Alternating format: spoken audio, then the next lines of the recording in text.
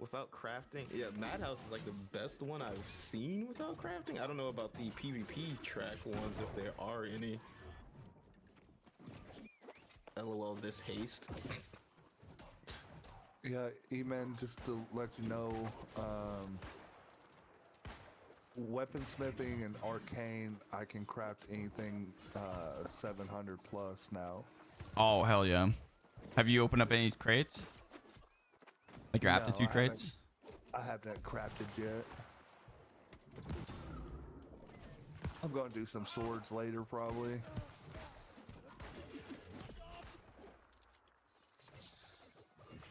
That heavy metal, it's not even on their trader anymore. Like, it's all sold out. Jeez, yeah, them people are f***ing fiends. They're like, oh, this will make me better. No, it won't. You're still a Zergling. But CJ, you're wanting crits besides strike, right? Yeah, on sword, cause people turn their back, and also boosted crit on that shit too. Don't always heavy attack, and it's not the most reliable one.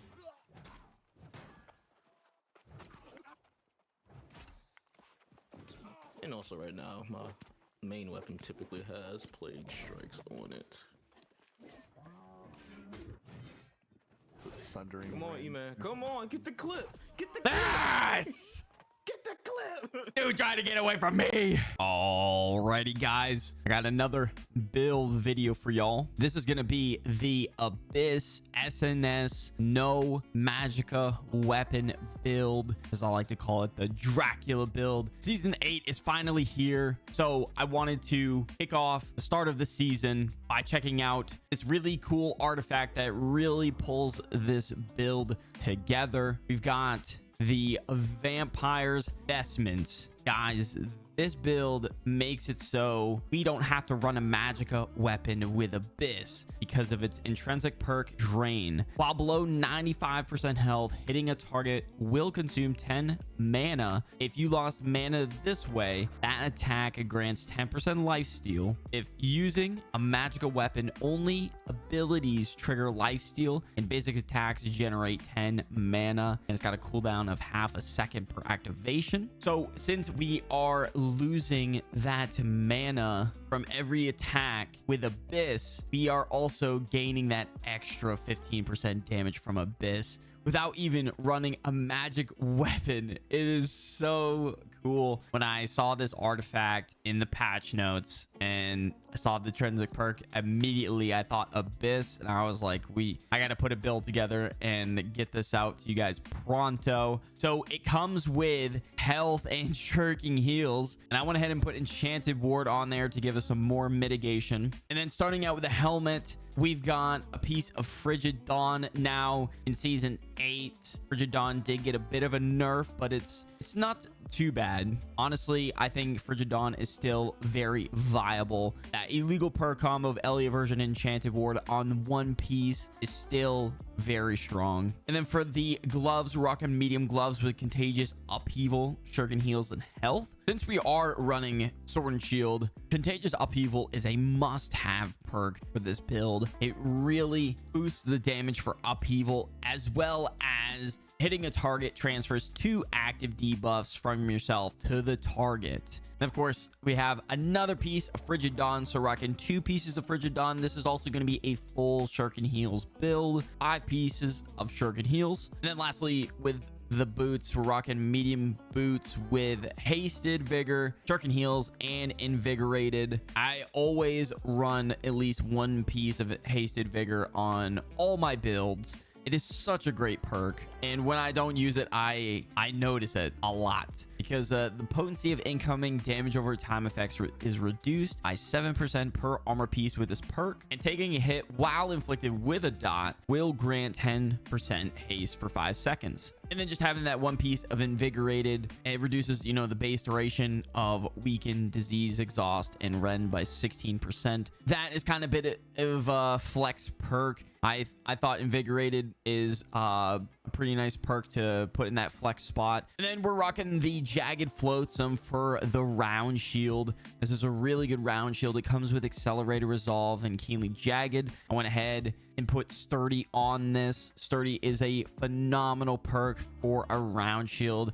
You receive 10% less stamina damage while blocking. And then, of course, this drops from the Barnacles and Black Powder dungeon. And, of course, we are rocking the Abyss. One of my favorite artifacts in this game. Definitely a really, really cool and unique artifact. The artifacts that have that, you know, uniqueness that really stand out from the rest are really some of the coolest ones out there. So its intrinsic perk, Darkened Blade, 99% of damage is converted to void, and if intelligence is higher, replace base weapon scaling with intelligence. And it has another intrinsic perk, the Abyss, deal 15% more damage when mana is below 100%. So right there, just by attacking when we are at below 95% health, we will start to drain our mana, thus triggering that extra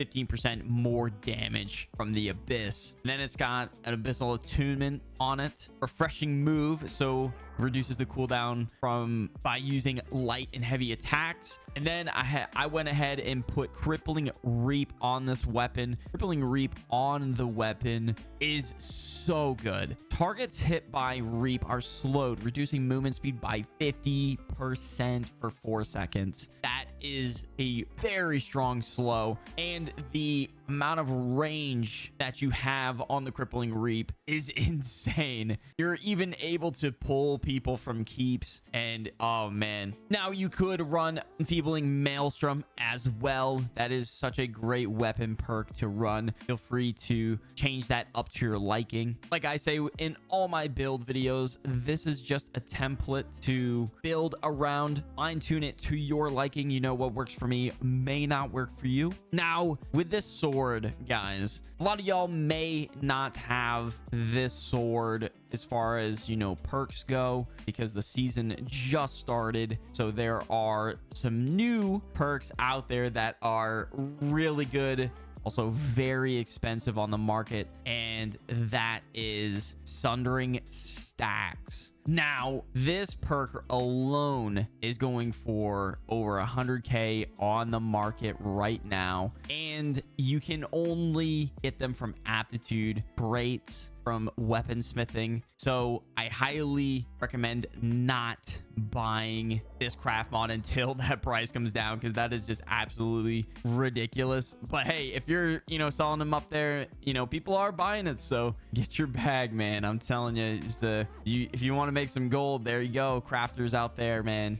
Start posting those craft mods. But the way I got this sword is I pulled it from an OPR crate. It took me about, I think it was like 250 crates. I've been stocking up on OPR crates a lot over the past few seasons. I had over 1,000 stored in my storage, so I was like, oh, this is the perfect time. So, and I managed to get lucky. We pulled a sword with Sundering Stacks, Plague Crits, and Empowering Leaping Strike. And then I went ahead and put the new Jade Gem on there to give us even more anti-heal. So basic attacks inflict a stack of disease, reducing target's incoming healing by 2.5% and outgoing by 1.2% per stack for 3 seconds, max 10 stacks. So you can get up to over 20% disease, reducing their incoming and outgoing healing, on top of Plague Crits as well. And then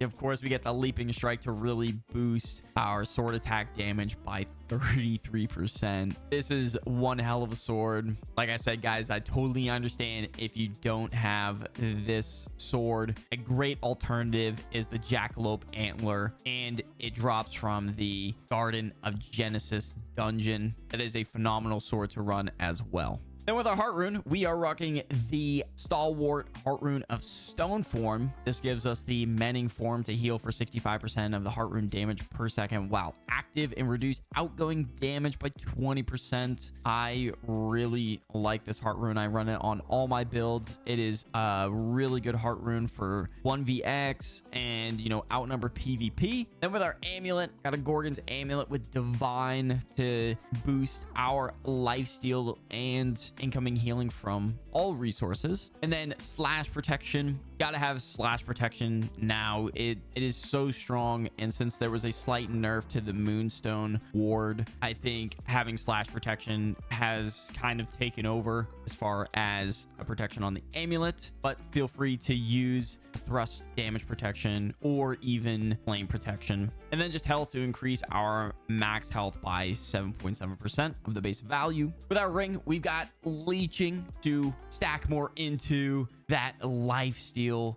from this build, on top of void damage on the ring to boost our void damage with the abyss. And then hardy is a must-have perk to give us a plus 10% to our max stamina. It's a must-have perk in PvP, hands down. And then lastly, with our earring, rocking healthy toast, healing heart, and regenerating. Healing heart is such a great perk.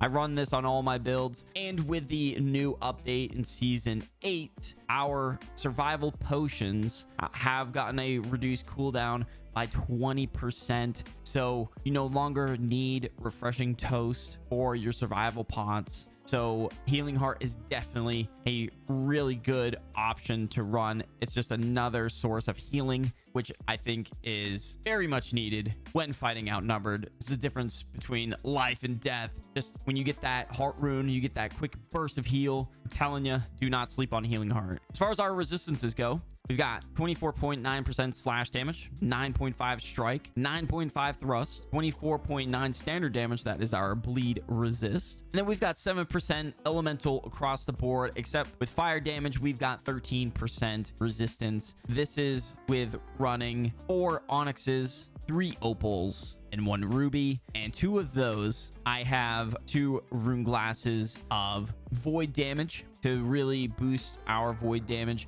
Now you could run full 5 rune glasses on the armor to get that extra 10% void damage. It would definitely make this build even stronger. If you have the resources for that, I would definitely go for it. As far as our attributes go, we're rocking 350 strength, 50 dex, 25 focus, and then the rest into con. The 100 con threshold, they changed the base value of our max health by 5%. So now it's no longer 10%. You definitely notice it when you're looking at your health numbers. It's still something to get used to. I look at it, I'm like, wow, my health is definitely low. So I'm starting to see if this season is really gonna benefit by having higher health numbers. So I've been theory crafting around that sort of build, so stay tuned. Guys, if you made it this far in the video,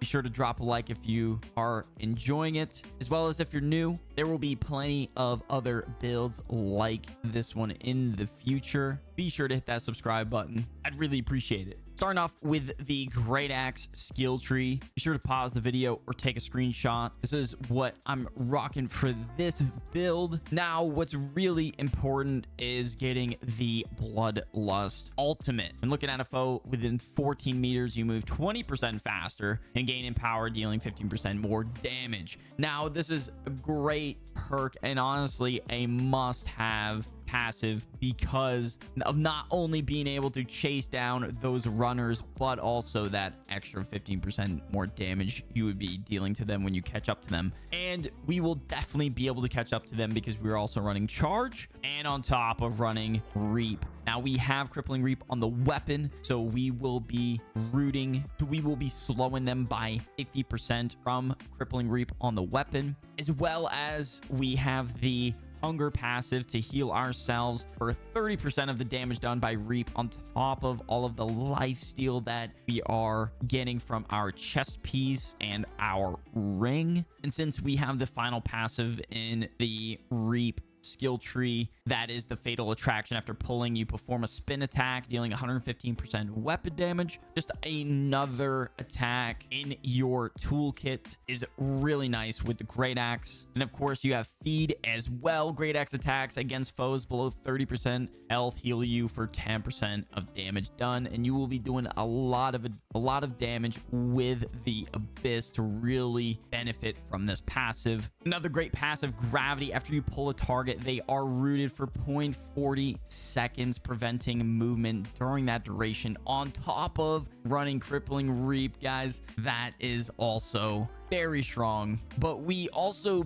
pull them with Maelstrom, so we will be rooting our target with Maelstrom. Then lastly, the Sword and Shield skill tree. Be sure to pause the video or take a screenshot. This is what I'm rocking at the moment. We're going a bit of a different approach than what most people do when they run Upheaval. A lot of times people go with the Shield Rush Upheaval combo. No, I'm telling you guys, Accelerated Resolve. If you are to fight outnumbered, you definitely need the Accelerated Resolve ability. It is so good. And not to mention, we get a lot of healing back just from like this passive here, Recuperation, on top of the Restoration. When Defender's Resolve ends, heal for 30% of your base health. Now, I recommend running the Sturdy Grip passive. I know you could go with the High Grip as well because there is a lot of ranged attacks, but to be honest, they don't do as much stamina damage as most melee attacks do. So I highly recommend going with Sturdy Grip. Now, just some tips I could give you guys when running this build. Sometimes I will start out with the Sword and Shield if they are range, to try to see what they're going to do with their weapon. And what's a pretty good move to really close the gap and get some distance? If you light attack into Leaping Strike, you will get more distance than you would if you just hit Leaping Strike regularly. It's a little food for thought. I do like a double light and then a medium weave to get that lunge, kind of stay on their hip. And then what you want to do is hit them with that medium weave into the Leaping Strike, maybe a light attack before, and you want to stay with them and bait out those dodge rolls before going for the Upheaval, so that you can make sure that lands, or even if they are trying to block, because they are going to be anticipating it. So landing that Upheaval is very, very crucial in winning the fight. And then when you land that Upheaval and do some really good damage, you can chase them down with your Accelerated Resolve, or even you pull out the Great Axe, and we've got that Bloodlust ultimate. We'll be able to chase down those runners pretty well, because we can charge to close the gap and then just wait out those dodge rolls, because they will do that a lot. And you want to make sure you land that Crippling Reap, pull them back to you. I always like to do 2 light attacks to try to stack that Empower. If you get 3 light attacks off, that will be 15% Empower just from that. And then we go into the Maelstrom as our execute damage ability. It is very strong when you have those stacks of Empower just from doing your light attacks. And then of course, when you have that grit, you are getting that 12% reduced damage while having grit with the Great Axe on our heavies. What better way to kick off Season 8 than to showcase the new Vampire Vestments chest piece, along with running one of the best artifacts in the game, the Abyss, going full melee, finally no longer needing a magic weapon. This is such a cool build, and I really think you guys will like this one. If you made it this far in the video, thank you so much. I really appreciate it. Guys, I've been streaming almost every day over on Twitch, twitch.tv/emandidit. Download in the description. As always, guys, I'll catch y'all in the next one.